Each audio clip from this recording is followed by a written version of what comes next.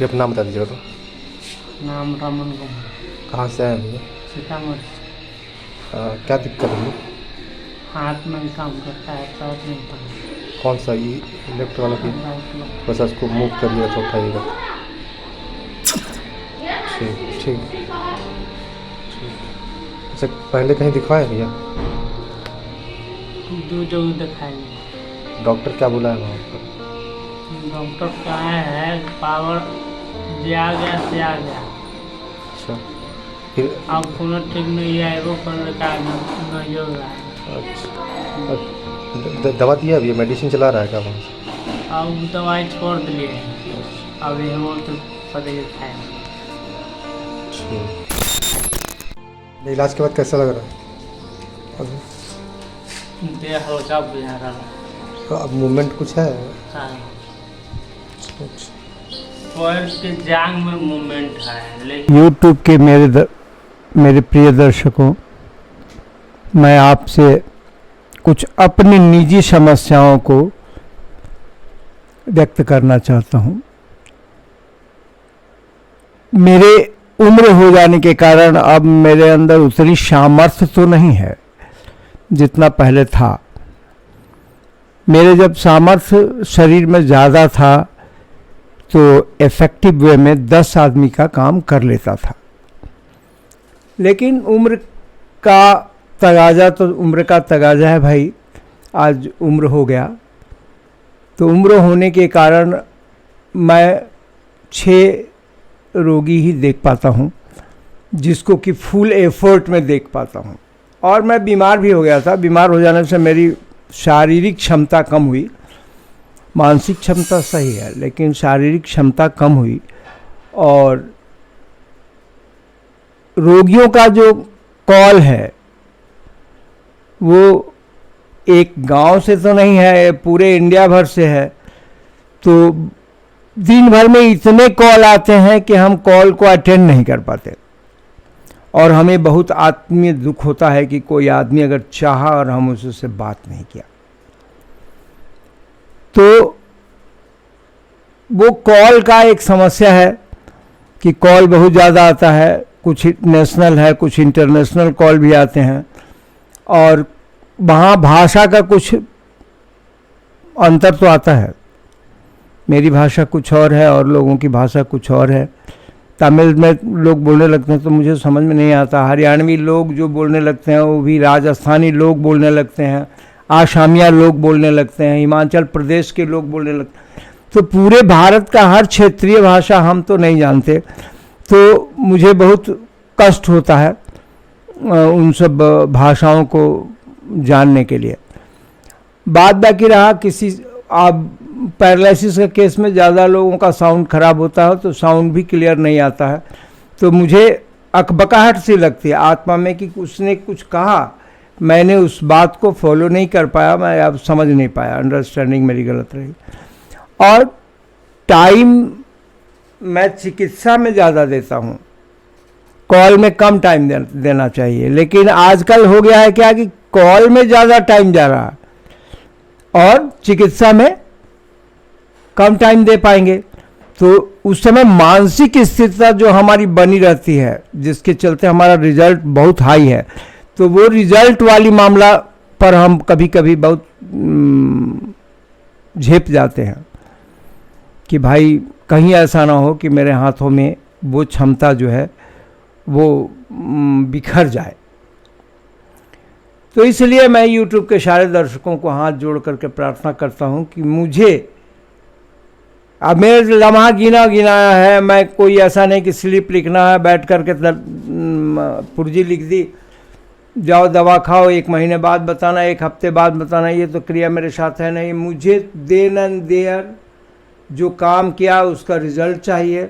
और काम मतलब मेरे लैब में मुझे घुसने पर एक आदमी में 1 घंटा टाइम लग जाता है और बाहर 1 घंटा उसमें टाइम ये लगता है कि वो पहले दिखाते हैं कि तुम्हारे अंदर बॉडी का फिजिकल प्रॉपर्टी ये चेंज हो गया, जिसके चलते रिकवरी तुम्हारा मिलना कठिन हो गया। तो अब इस फिजिकल प्रॉपर्टी को जब हम सेटल करेंगे तब जा कर के तुम्हें रिकवरी मिलना शुरू हो जाएगी। तो उसका सर्विस करते हैं तो पहले तो ये दिखाते हैं और फिर बाद में जब चिकित्सा करके लाते हैं तो उसमें भी 15 मिनट लग जाता है, तो आधा घंटा लग जाता है, आधा घंटा वो लग जाता है। अब 15 मिनट तक तो जो बॉडी मेरे पास आती है, जो शरीर आती है, उस शरीर को कूल करना, जब तक कूल नहीं होगा तब तक उसका मेजरमेंट नहीं मिलेगा, वो तनाव में रहेगा, तनाव में सारी बॉडी का मेजरमेंट गलत रहेगा। तो उसको पहले हम कपड़ा खोल करके नेचर में ले जाते हैं और नेचर में उसको इक्वलाइज करते हैं। इक्वलाइज होने के बाद में स्टैंडर्ड जब हो जाता है तब उसके बॉडी को टच करके देख लेते हैं कि इसका स्पंदन सही है कि नहीं, तब लेटाते हैं और नापते हैं। और जब काम करके लाते हैं तो वो तो मेरे कंट्रोल में बॉडी रहती है, इसलिए वो सारी स्पंदन सारी चीज़ें उसकी सही रहती है। और मैं बात करते हुए काम करता हूँ, ऐसा नहीं कि साइलेंटली काम करता हूँ, मैं बात करता रहता हूँ, क्योंकि मेरे पास तो एस्नेस्थीसिया होता नहीं, मेरा साउंड ही एस्नेस्थीसिया है। मैं किसी को बोलता हूँ तो वो उसकी तरफ जब दृष्टि डाल देता है, अपना सेंस डाल देता है, तब हम उस वर्क को परफॉर्म कर लेते हैं और परफॉर्म करके रिजल्ट निकाल लेते हैं। ये मेरा बहुत पुराना, बोला ना 52 ईयर्स से मैं इस पर अभ्यास किया और आज के दिन तो पूर्ण अभ्यस्त हूँ। बस आपसे मेरा विनम्र प्रार्थना है कि कॉल करें तो अपने निश्चित टाइम पर करें। अब काम कर रहे हैं, मान लीजिए कि सवेरे 8 बजे से लगते हैं तो 8 बजे से 2:30 बजे तक, 2 बजे तक हम रोगी देखते हैं, तो 8, 2, 10, 2, 12 और 3 रोगी देख पाते हैं। सवेरे वाले मॉर्निंग इवनिंग में 3 रोगी देख पाते हैं। तो 3 रोगी देख रहे हैं, उसी समय किसी का फ़ोन आ जाए तो वो आधा घंटा हम रखते हैं कि आधा घंटा उन लोगों को बीच में थोड़ा थोड़ा देंगे, लेकिन वो गलत है, वो मेरे एकाग्रता को भंग करता है। ये मैंने अनुभव किया, एकाग्रता को भंग कर। और फिर 2 बजे के बाद जब हम खाना खा के जाते हैं, आधा घंटा 1 घंटा खाना खाने में लगता है, वो खाना खा के नीचे जाते हैं तो फिर 2 बजे से शुरू करते हैं, 2, 2, 4, 2, 6 बजे तक, मतलब 5-6 रोगी ज़्यादा से ज़्यादा देख पाते हैं। क्योंकि अब सिस्टमेटिक देखते हैं, हर स्टेप वाइज देखते हैं। पहले जो देखते थे वो हम समझते थे, हम देखते थे, हम करते थे, वो अहमियत वाली बात थी। लेकिन आज ऐसी बात नहीं है। आज मेरे पास वो टेक्निक है कि लोग, सामने वाला देख पाता है, सामने वाला समझ पाता है कि रेक्टिफिकेशन हो गया। तो इसलिए मैं प्रार्थना करता हूँ आपसे कि टाइम पर ही आप 6 से 9 बजे रात तक का ही टाइम आप अवेल कीजिए और बात कीजिए। हम वीडियो कॉल पे आपके साथ ऑनलाइन रहते हैं, कोई दिक्कत नहीं होती। लेकिन काम के समय में कोई कॉल करने लगता है तब हमें बहुत ग्लानि होती है। 2 तरफा, एक तरफा तो उस व्यक्ति का हमने कॉल लिया नहीं, जवाब दे नहीं पाए, ये एक बहुत बड़ी ग्लानि होती है। और दूसरी बात ये होती है कि हमारा काम जो है वो एकाग्रता भंग होती है। तो इसलिए मैंने आपसे हाथ करबद्ध प्रार्थना किया और मेरा टाइम निश्चित है। अब मैं किसी लालच में काम नहीं करता और शुरू से नहीं किया, अब लालच में नहीं काम करता। अब तो रिटायर्ड पर्सन है, नौकरी करते थे, उस समय भी हम काम करते थे, 4-5 रोगी देख लेते थे। आज वो क्षमता नहीं है, इसलिए हम 4-5 रोगी नहीं, 6 रोगी मैक्सिमम 6 रोगी देख पाते हैं। हाँ, दूसरी एक प्रार्थना थी कि लोग बिना रजिस्ट्रेशन के भी आ जाते हैं। आ गया वो, मान लीजिए कि उसमें कई चीज़ दोषी है। अब मान ला रास्ते में आना है, ट्रेन लेट हो गई, साधन सही नहीं मिला, तो वो आते पता चला कि आज का पेशेंट कल पहुंच रहा है। तो जब कल पहुंचता है तो कल के दिन का रोगी उसमें फूल रहता है, उस बीच में वो आ गया। अब वो रात तक काम करना पड़ेगा, मतलब 6 से 9 जो टाइम दिया है रोगियों को बात करने के लिए, उसका टाइम भी वेस्ट होगा। तो ये मुझे प्रॉब्लम होती है। तो इस प्रॉब्लम को हम सोचे कि क्यों नहीं आपसे हम बताएं, ताकि आप लोग भी मेरे चहेता हो तो मेरे सहायक भी हो। मैं केवल यश के लिए काम करता हूँ। मेरा काम जो है शुरू से, मैं खोजी विचार का आदमी था और अपने जीवन को तर्क में डाला और तर्क डाल करके कार्य क्षमता बढ़ा ली। आज के दिन हमारा काम करने का कला, काम करने की बात करने की विधा, उस समय काम करने के समय मुद्रा का विधा, ये सब विधाओं को हमने अपने अंदर डाला और डाल के जागरूक किया। जागरूक करने के बाद भी आज भी लोग आते हैं तो कहते हैं कि आपके पास बैठते ही आदमी पॉजिटिव हो जाता है। तो पॉजिटिविटी को लाने के लिए मैंने बहुत तपस्या की है। अपना परिवार को परिवार नहीं समझा, अपने बच्चों को बच्चा नहीं समझा, अपने घर को घर नहीं समझा। आपके लिए मैं उसमें लगा रहा, तब जा कर के इस सफलता पर मैं काम करता हूँ। ये मेरी डिग्री थी, ये कॉलेज था। वो अकेले रह करके कॉलेज में काम करता था। मैं ही प्रोफेसर भी था, मैं ही अपना फाउंडर भी था। तो भाई मैंने अपने जीवन को साधा है और आप लोगों के लिए ही साधा है। मैं जिंदगी को, उस जिंदगी को जिंदगी समझता हूँ जो जिंदगी एक घंटा भी किसी की जिंदगी को जीवन दे दे, वही दिन अच्छा दिन है। बाद बाकी सब दिन अच्छा दिन नहीं है। ये मैंने अपने मन में धारणा बना ली और धारणा बना के इतने दिन तक सतत प्रयास किया और आप लोगों का सेवा किया और सेवा करता हूँ, सेवा करता रहूँगा। जब तक जीऊँगा तब तक करूँगा। अगर मरने के लिए भी मेरा भगवान आएगा तो मैं बोलूँगा कि 1 मिनट रुक जाए, एक रोगी है, इसको कम से कम ज़िंदगी दे के तब चलेंगे।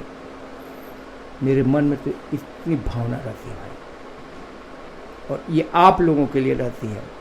आपका सम्मान भी बहुत मिला, मैं उसको अप्रिशिएट करता हूँ। थैंक्स। इस बात के लिए आप बुरा नहीं मानिएगा। देखिए, सीतामढ़ी का एक बालक है, इसका उम्र ही कितना है, अभी इसको बहुत जीना है, तो मेरे यश को ये बहुत दिन ढोएगा।